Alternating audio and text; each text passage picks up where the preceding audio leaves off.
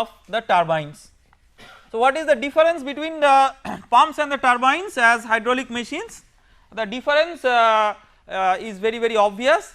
What the pump will do, the pump will take an input energy, an input power, and transmit the power to the fluid, and therefore the fluid will go to a maybe different height. On the other hand, what the turbine will do, the turbine will take power or extract power from the water. The hydraulic turbine will take energy from the water and will do useful work using that. So it absorbs energy from the water and then produces work at the expense of that energy. So in terms of energy transfer, it is just the reverse one, whereas the pump basically inputs energy to the water, the turbine takes energy from the water and converts that into work. So there are different types of turbines, but broadly we have two important classifications. One is known as the impulse turbine, another is known as the reaction turbine. So what happens in a impulse turbine? So we have to just look into these names, impulse turbine and reaction turbine.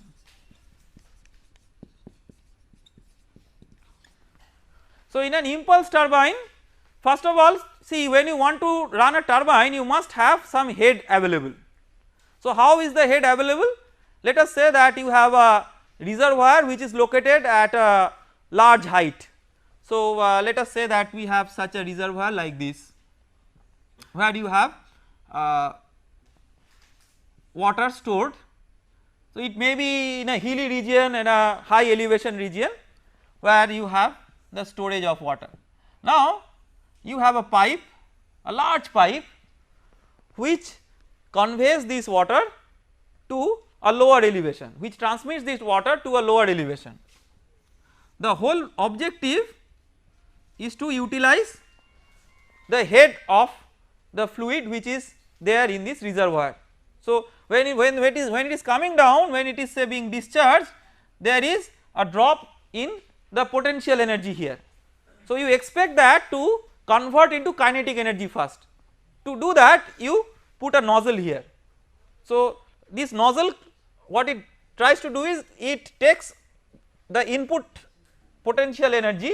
Of course the entire input energy is not available because there is some head loss in this pipe, but so the total height difference between this reservoir level and this nozzle level minus the head loss in the pipe is the total head that is available at the nozzle, and the nozzle tries to convert that totally into kinetic energy. So the nozzle, the area of cross section reduces and therefore the velocity increases. So with that very high kinetic energy, what the nozzle will do, as an example, let us say that the nozzle will have an impinging jet on something known as a bucket. So what it is trying to do is it is trying to impart some energy on a bucket, and there are many such buckets, and if you look into the practical configuration, we will look into that practical configuration in a moment. These types of buckets are mounted on a wheel with a particular pitch like that. So when the jet is falling on one of the buckets, then its direction is changed. So what the bucket does, it changes the direction of the jet. When it changes the direction of the jet, there is a change in linear momentum. That rate of change of linear momentum has a moment with respect to the axis of the wheel, and therefore there is a net rate of change of angular momentum. Because of that net rate of change of angular momentum, there is a torque that is acting with respect to the axis of the wheel. So if there is a shaft which is connecting the wheel, that shaft starts rotating. Now with that shaft is connected the shaft of the generator that generates electrical power. So there is a shaft, so this is the turbine basically. So you have a shaft there and there is another shaft which couples with this one. So that shaft is the shaft of the generator. So when this shaft rotates, synchronously the shaft of the generator also rotates, and that is how electrical energy is generated. So this is the way in which the hydraulic form of energy is converted into electrical form of energy in a Hydel power plant having working on this principle of impulse. So this type of turbine is known as a Pelton turbine, and the wheel which is there is known as a Pelton wheel.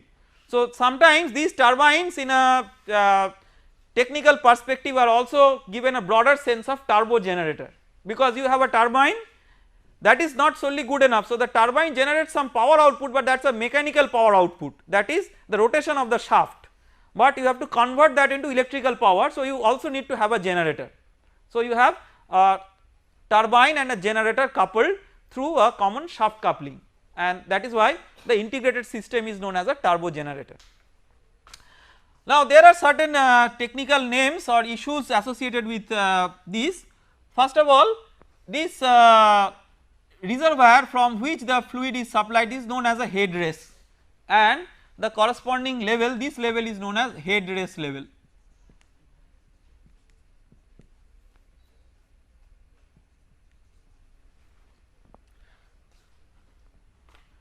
Now this wheel it is not enclosed, but it is not sealed completely, but somehow it may be enclosed with a casing with a vent. The whole idea is that you do not allow the water to splash in all sides, because with the impact of the water with the bucket, now there will be there may be splashing of water. So this is, these are called as buckets. Okay. Now there is also a reservoir to which all the water may be eventually dumped, and in that way that is like that is called as a tail race level.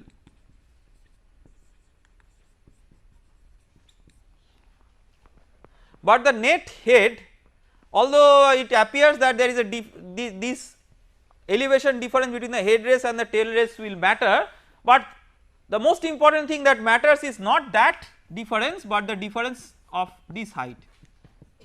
Let us say this is H0. So if there are no head losses in the pipe, then the net head available for the turbine is H0, but if there are head losses in the turbine, then it is H0, if there are head losses in the pipeline, then it is H0 minus the head losses in the pipeline. This large pipe which conveys the water from the head race level to the turbine level, this is known as penstock.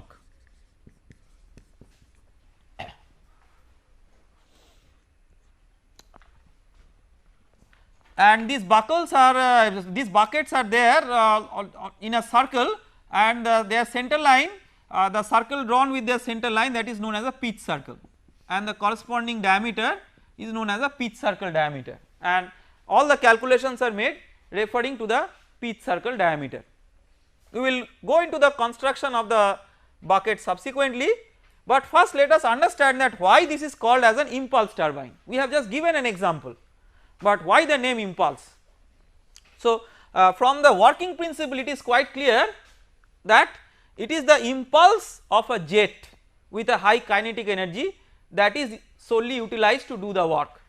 So here when the fluid is having an impact with the bucket, then there is a change of linear momentum, there is a change of angular momentum, and hence the torque, but that is solely affected by the impulse of the jet, because there is no change in pressure as the fluid is flowing through the bucket. So there are two ways in which energy could be readjusted. One is by the kinetic energy.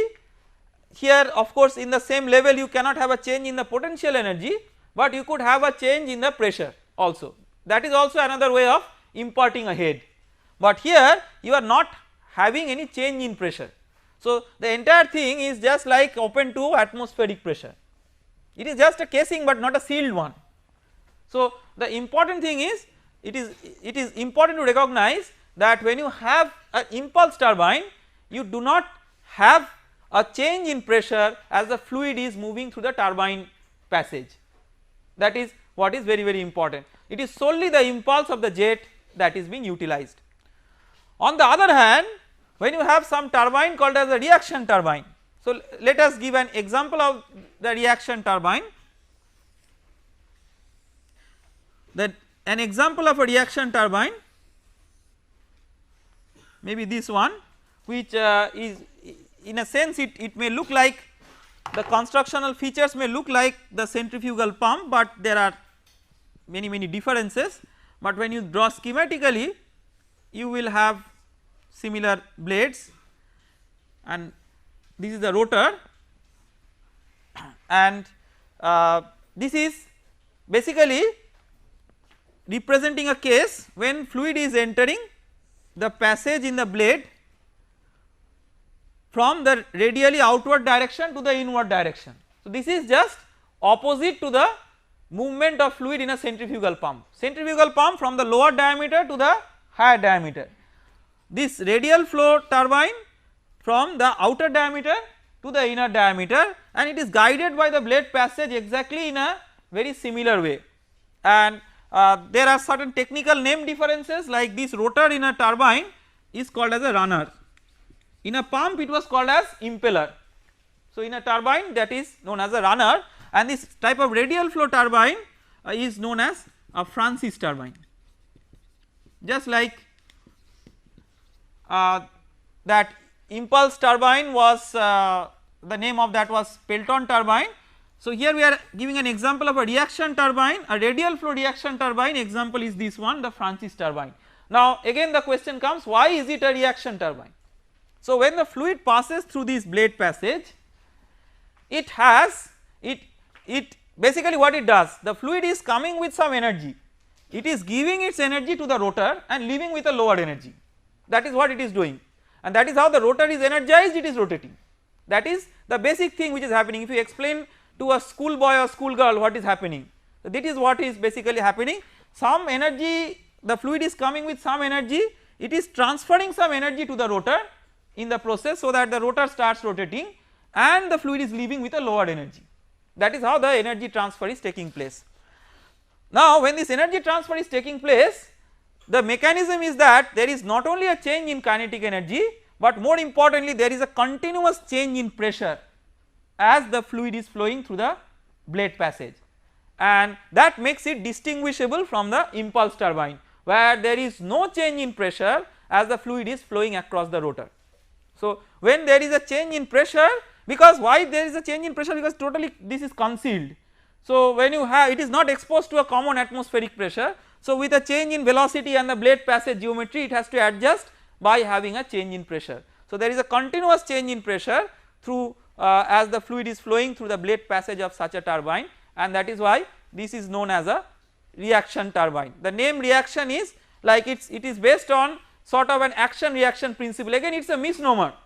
Why it is a misnomer? Because first of all there cannot be a turbine which is 100% reaction turbine, you must have at least an impulse of the jet to begin with. So, something here is coming with some kinetic energy, and then the pressure change is there taking place inside, as well as the kinetic energy change is also taking place inside. So, there is some impulse effect, but the reaction effect is not literally like action reaction, but the change in pressure through the blade passage of the turbine. So, if there are changes in pressure, we call that as the reaction turbine.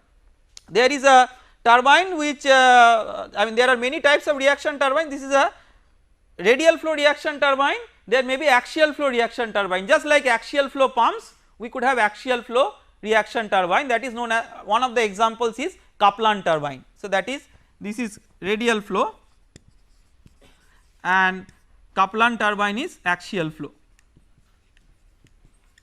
So, let us look into some visuals to understand that how these different turbines may operate. So, we will first look into a very simple visual, a simple demonstration. You can see there is a wheel that is rotating. This is not really a real turbine, but it shows you the principle. So, look into the right hand side, you will see that some water is falling on the wheel, it is creating a change in the direction of change in motion of the wheel. So, this is one of the examples, but we will look into the bit more details of the constructional features through the next visual. So, that the next visual will give us the detail of how the different blades of the turbines be. So, these are the buckets, you can see these are the buckets of a Pelton wheel.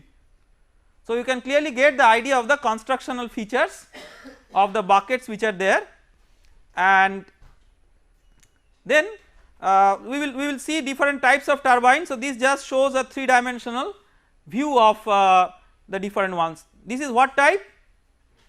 This is the radial flow, the Francis turbine. So, you can see that the blade passage and the shaft etc., all these things are mounted. So, it is important to get a visual feel first that how these turbine blades look like, because that will help us a lot in understanding the working principles or some of the basic like mathematical expressions. This is what? This is the axial flow, this is the propeller type or the Kaplan one. So, if you look into this one, it is just like a propeller, and it is having a rotation with respect to its axis, and the fluid is flowing along the axial direction. And we will look into some other visuals. So, let us say that we look into the Francis turbine in terms of a more engineering detail perspective. We have not discussed about like what are the manners in which the fluid enters the turbine. So, this shows that the fluid enters the turbine, we will see why it does not enter through a uniform area passage, but a continuously changing area passage, and that is what is important. And if you look into the Kaplan turbine, you see that this is the direction in which the fluid flows through the Kaplan turbine. So, it sort of enters radial and then leaves axial, and this is having a lot of importance with regard to the design of the blades of a Kaplan turbine, which are typically twisted in nature. So, let us stop the discussion for the time being and we will continue in the next lecture. Thank you.